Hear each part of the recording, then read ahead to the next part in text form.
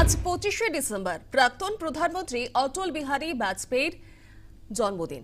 ভারতের 10তম প্রধানমন্ত্রীর জন্মদিনে নয়াদিল্লি তার স্মৃতিসৌধে পুষ্পস্তবক দিয়ে শ্রদ্ধা জানান রাষ্ট্রপতি দ্রৌপদী মুর্মু এবং প্রধানমন্ত্রী নরেন্দ্র মোদী। একাধারে কবি এবং রাজনীতিবিদ অটল বিহারী তিনবার দেশের প্রধানমন্ত্রীর দায়িত্ব পালন করেছেন। ভারতীয় জনতা পার্টির অন্যতম প্রতিষ্ঠাতাও ছিলেন বাজপেয়ী। আরো একবার আপনাদেরকে জানিয়ে রাখি, আজ তার জন্মদিন এবং অটল বিহারী বাজপেয়ীর জন্মদিনে শ্রদ্ধা জ্ঞাপন করেছেন রাষ্ট্রপতি থেকে শুরু করে প্রধানমন্ত্রী।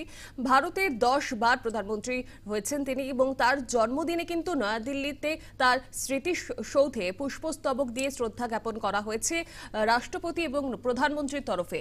তিনি কবিও যেমন ছিলেন সেরকমই ছিলেন কিন্তু রাজনীতিবিদ, এবং তার যে আজ জন্মদিন সে উপলক্ষে কিন্তু বিশেষ শ্রদ্ধা জ্ঞাপন করা হয় এবং তিনি 3 বার দেশের প্রধানমন্ত্রীর দায়িত্ব পালন করেছিলেন। তিনি ভারতীয় জনতা পার্টির অন্যতম প্রতিষ্ঠাতাও কিন্তু ছিলেন।